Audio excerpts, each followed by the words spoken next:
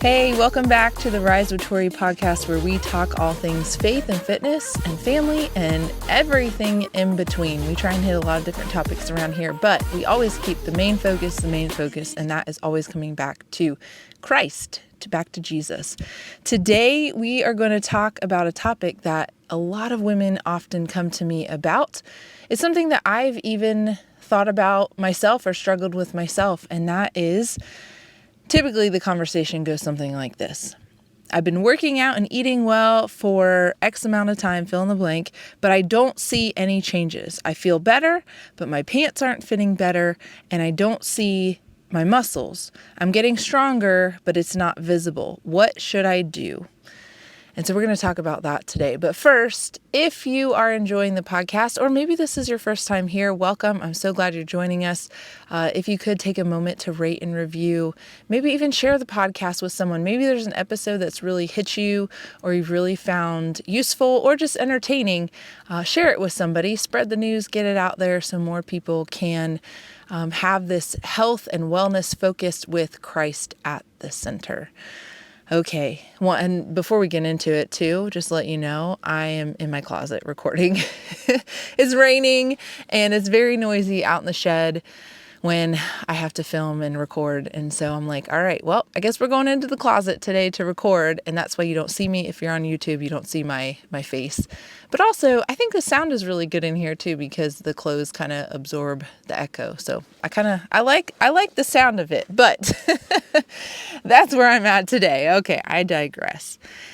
All right. Have you ever had this happen? Have you ever felt this way where you're like, I'm doing all the things. I'm eating well. I'm working out. I'm drinking my water, but I'm just not seeing any changes. And so when this is first brought up to me, when a client or a friend or just someone in passing brings this up to me, especially when people find out I'm a trainer, they want to pick my brain a little bit. And I love when people pick my brain. So if you're a friend of mine or someone that I'll come in contact with at some point, feel free to pick my brain, to ask me questions, because I love talking about this stuff, but I love talking about it from a faith-based perspective of, let's see what Christ says. Let's see what the Bible says. And so that's what we're going to kind of dig into today. But the first thing I do is when someone comes to me with this, obviously just kind of say a quick prayer in my head. Lord, give me direction. Let my words, be useful. Help me to just be wise in my answer. And if there's things that I don't know, that it's okay. It's okay to admit, you know what, I don't really know, but let me look into that for you. And, to let my words be kind too, but also truth. I want to speak truth to people and help them to maybe pinpoint things or realize things for themselves, but also in kindness in that too. So then I ask some questions because, I can't assume that I know everything about the situation. So if someone comes to me, I can't just assume that I know everything about them, even if it's a friend. So I ask them a few questions, and this also helps me get real and honest with them, or them to get real and honest with themselves, and them to just kind of like evaluate and be like, am I really doing the things that I think that I'm doing? So the first thing is I ask them, how long have they been doing this? So how long have they been exercising? How long do they feel like they've been doing everything right? So when they come to me, well, how long have you been doing this? A couple other things I ask is, how's your sleep? And before I move on, maybe this is where you're at right now. Maybe you're like, Tori, I do feel like I'm doing everything right. So as I go through these questions, pretend me and you are just sitting down for coffee and we're talking about this, and I'm just kind of picking your brain a little bit. I'm getting you to think a little bit about the stuff that I'm about to bring up. So first, how is your sleep? How are you sleeping? Are you getting about 7 to 8 hours every night? Is your sleep thorough? Are you sleeping through the night? Is it interrupted? Are you getting up often? And do you feel like you're waking up feeling rested? Or do you feel like you're waking up groggy and you're just like, oh, like I do not want to get up? So that would be the first thing that I ask. The second thing I would ask is, how's your stress management? Because, these first two, I think sometimes we don't really think about. I think sleep, more and more, the information's getting out there and people are being more aware of their sleep. But stress management, I feel like a lot of people don't take this into account when thinking about results or thinking about losing weight or thinking about reaching a goal or whatever it is, getting stronger, leaning out, whatever it is that you're, looking for.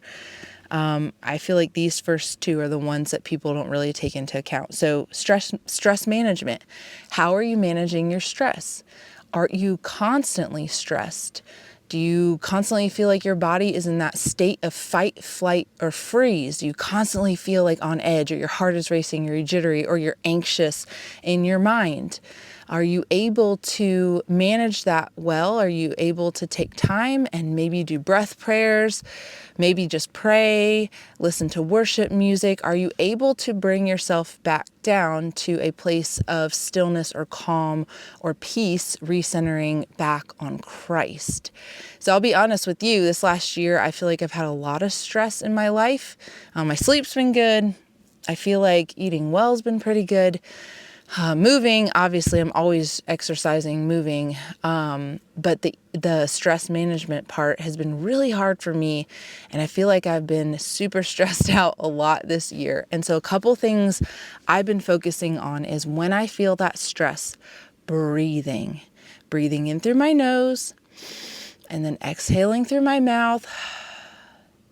And it starts to calm my body, it starts to calm my brain, and I can recenter myself. Another good thing to do when you're breathing is either a breath prayer, just taking a piece of scripture and breathing in part of it, and then exhaling and breathing out the other part.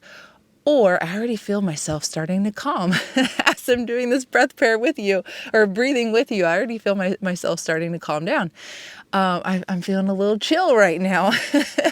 And then the other thing is maybe even just putting on some worship music and just laying, sitting, whatever's comfortable for you, and just breathing, thoroughly breathing. Now, I know we can't always do this. Like if we're at work and it's a high stress job, we can't lay in our bed and put on the worship music. However, you can take a moment to pause. Maybe your kids stress you out a lot during the day. Maybe you have young kids and you're just constantly go, go, go, this, that, da, da, da, da.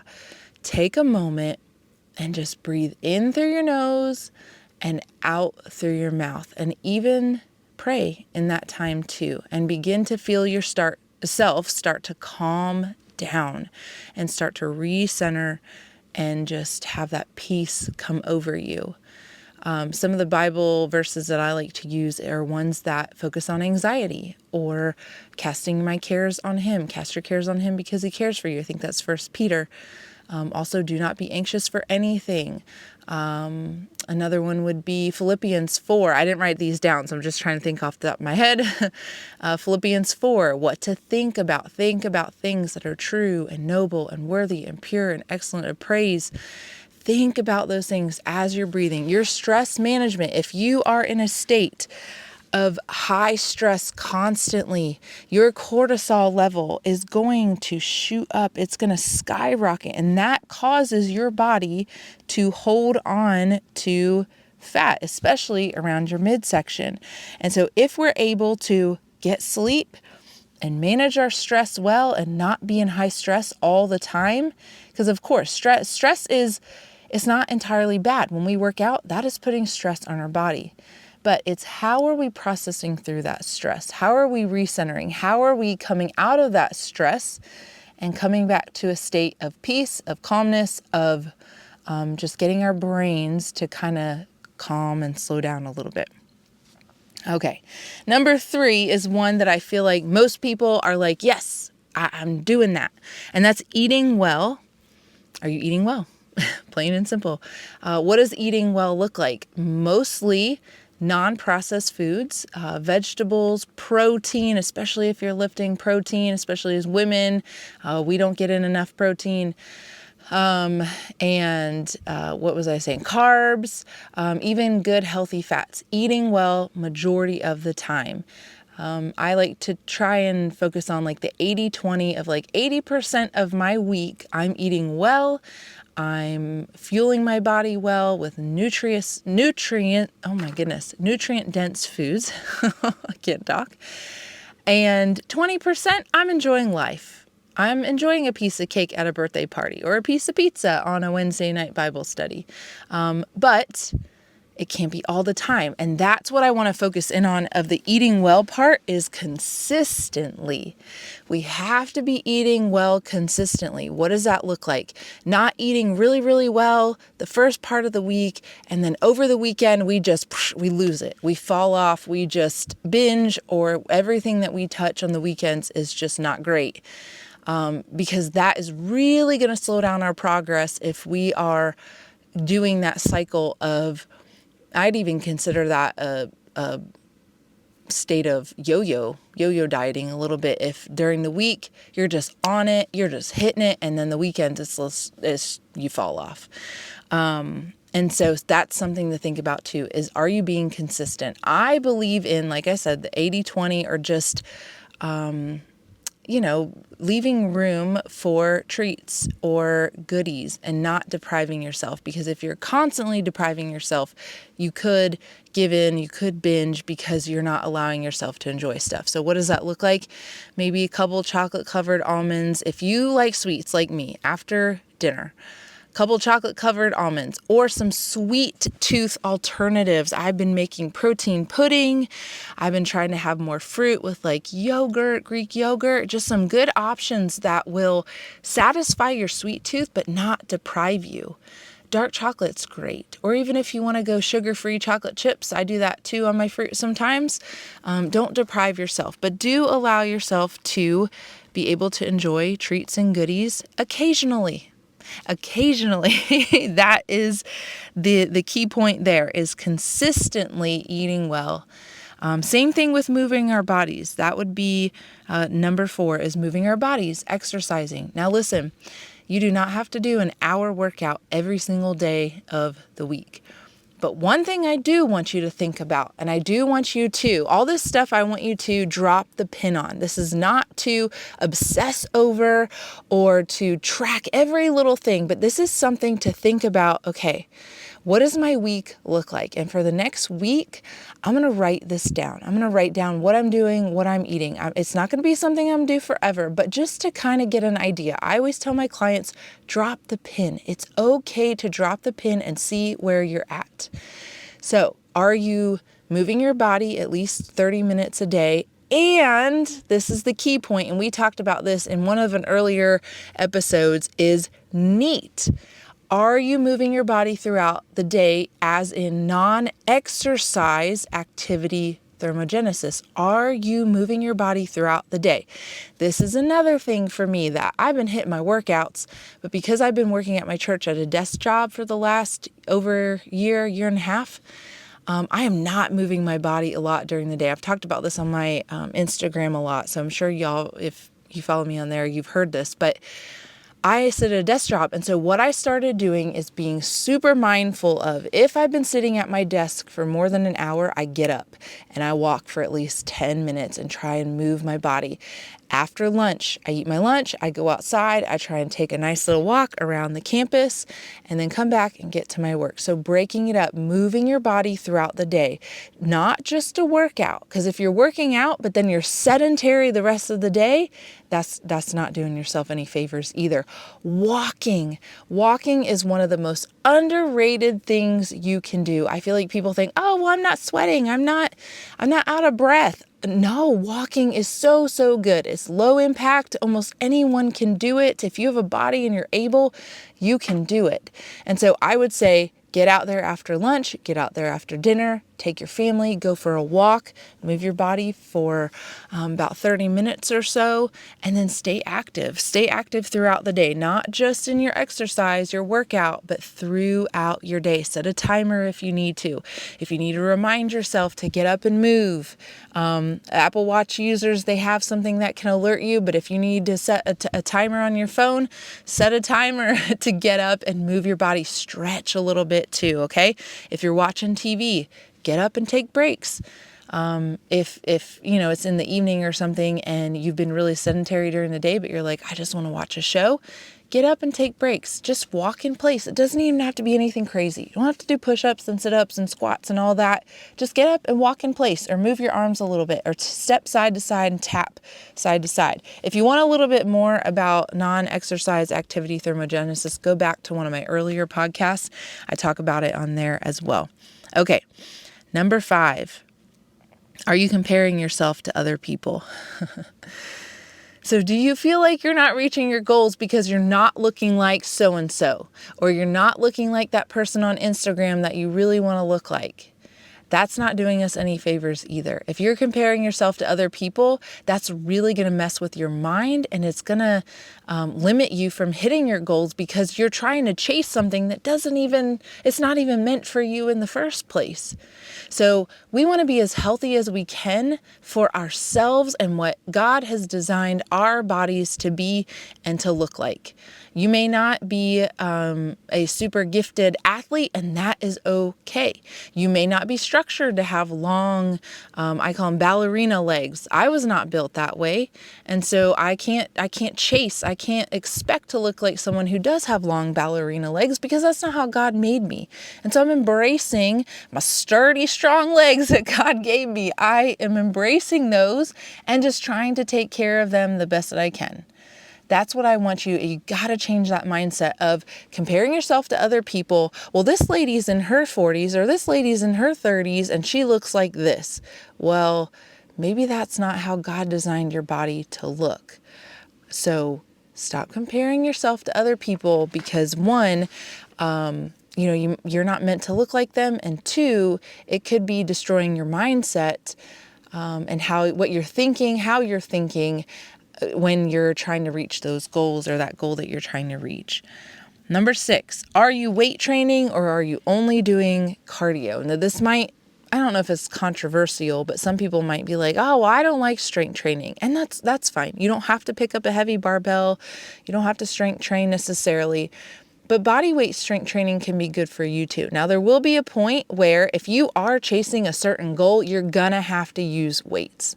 It's just plain and simple. But if you're just working out to take care of your body and just, feel good, be your best healthiest self, then body weight, doing things that you enjoy, is perfectly okay. You do not have to strength train in order to just be your best, healthiest self. However, if you want to build muscle to help with your bone density, as we get older, women tend to lose about, I think it's like 3% of our bone density over 30 or 35. And so when you strength train, you're building that bone density. So you do have strong bones. So you do have muscle. So your metabolism can be a little bit faster. If you're chasing, so think about the toned look. So many people say, I want to be toned. I don't want to get all big and bulky, which, y'all, that's a myth. I don't want to get all big and bulky. I want to be toned. Okay, well, that toned look that you're looking for is muscle. You have to have muscle to be toned. Now, this goes back to genetics. If you are more genetically predisposed to have muscle, to show muscle, then that's just your body. Some people are not. Some people, you won't see their muscle no matter how much they strength train, how much they lean out. You just might not see their muscle as well as maybe somebody else.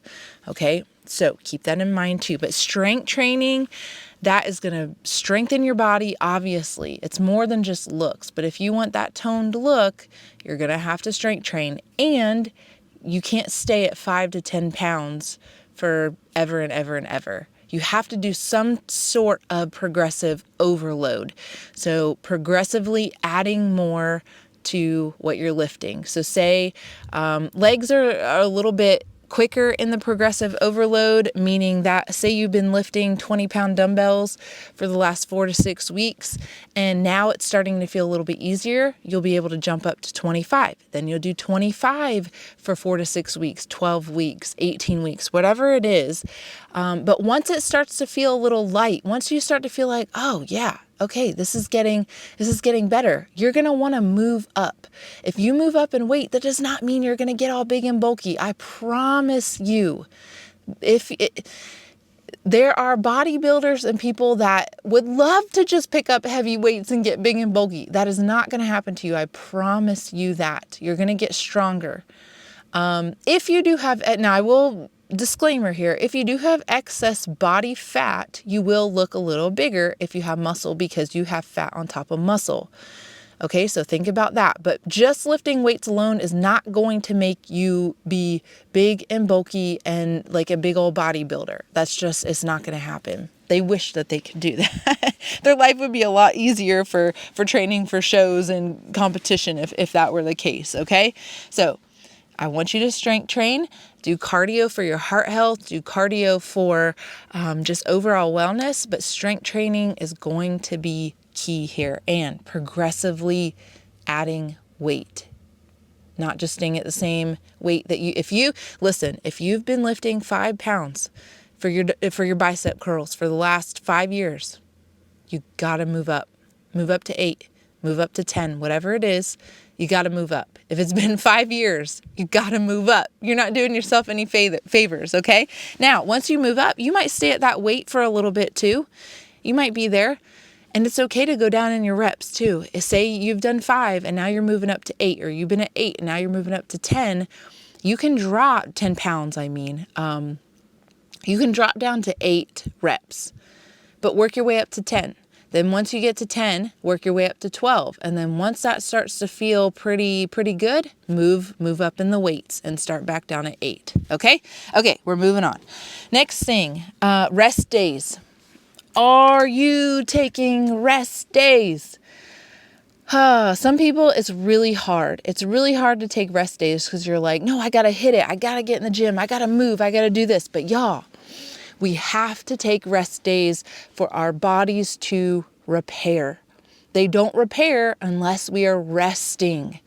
At least 1, I would say even 2 rest days. Now you can do an active rest day where, you're moving a lot. Maybe you're doing yard work. Maybe you're doing some recovery movement, some stretching, stuff like that.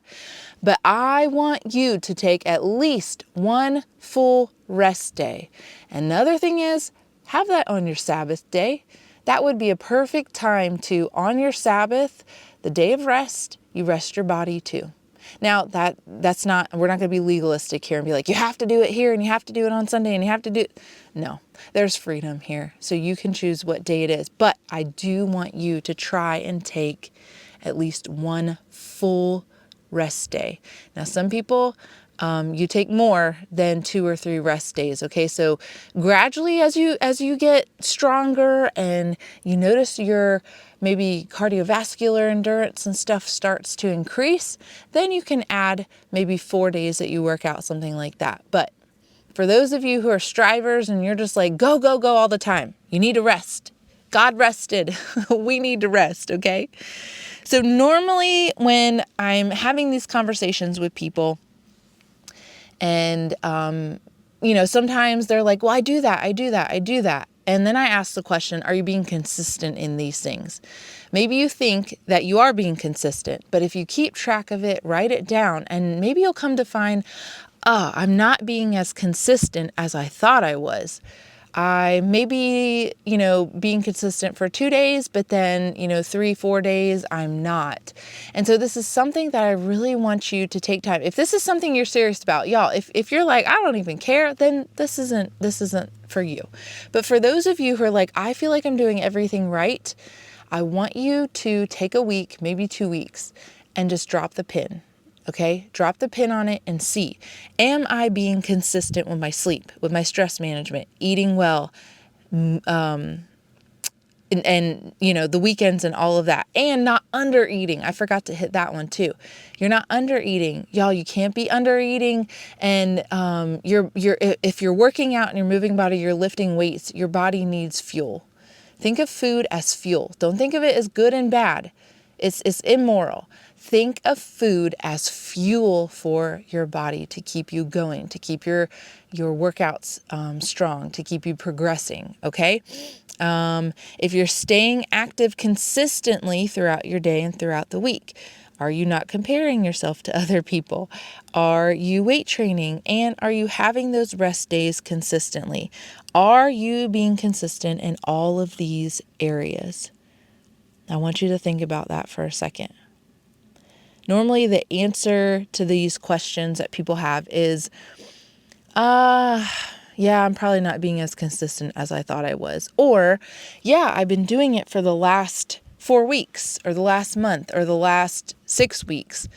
And my answer to that is you got to give yourself a little bit more time than just 4, 6 weeks, even 12 weeks. I know that is not the answer you want to hear, but you got to give yourself time. That is one of the secret recipes is time. So think about this. This is the answer to your results, okay? Consistency in those areas plus time, giving yourself time, equals the results. Okay? You cannot expect to hit those results in 4 weeks and do it in a healthy way that is sustainable. Now you could be extreme and hit it in 4 weeks, 6 weeks, 8 weeks. But are you able to maintain that so you do not either put the weight back on or you're not back to where you started?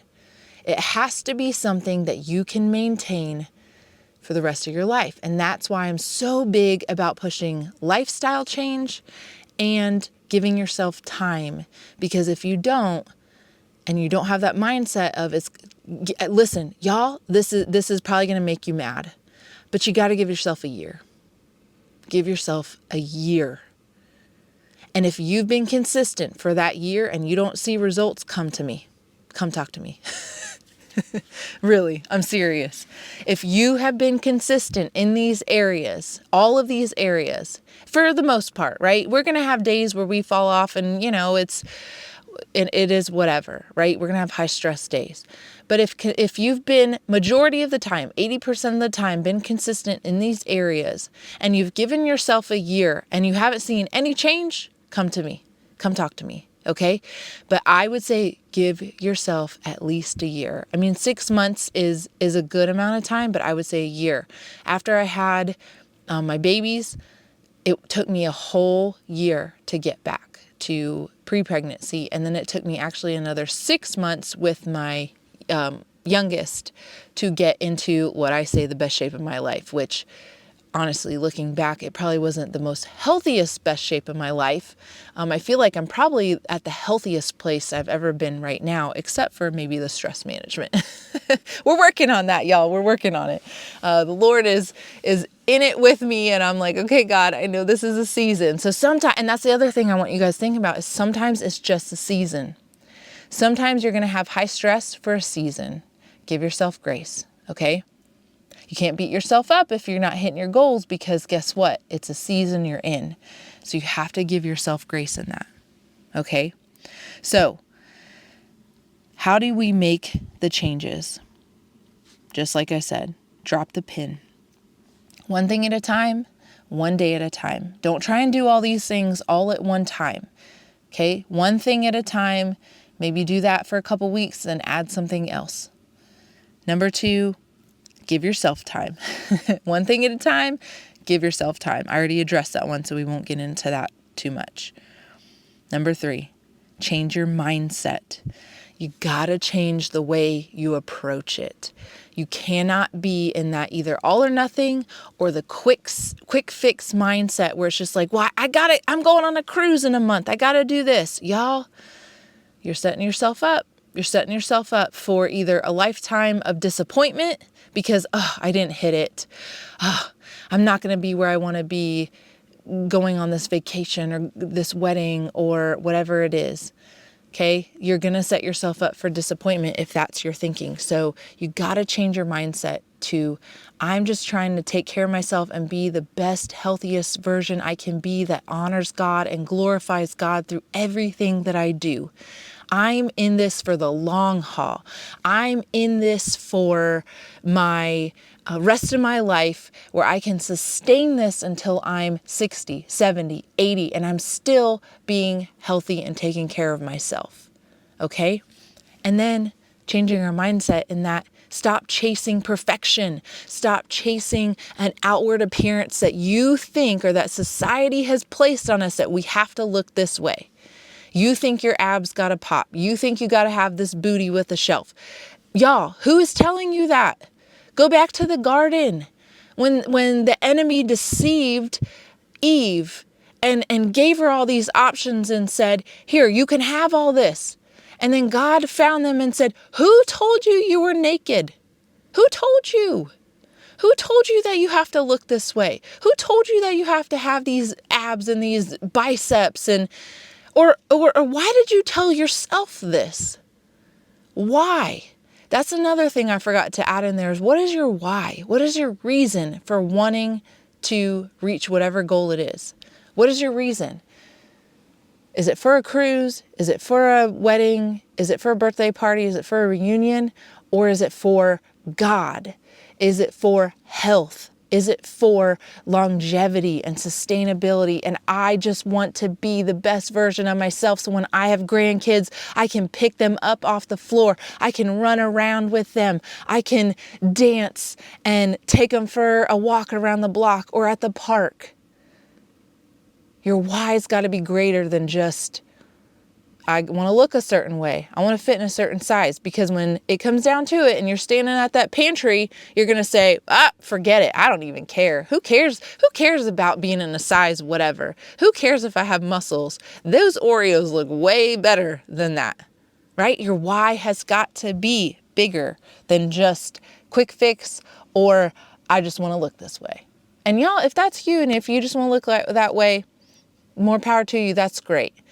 But I want to be in it for the long haul. I want to be in it for God, to glorify Him through what I do. And Lord willing, as long as I can, be able to run and jump and dance and play with my kids or grandkids when I get older, help someone move, help a friend move, pick up boxes, get something off the top shelf of the cabinet. Okay? Pick up my dog and put him in his crate. Number 4, stop comparing. Okay, we already hit that one. Live free in the body God has given you. Number 5, don't restrict. Okay, don't restrict.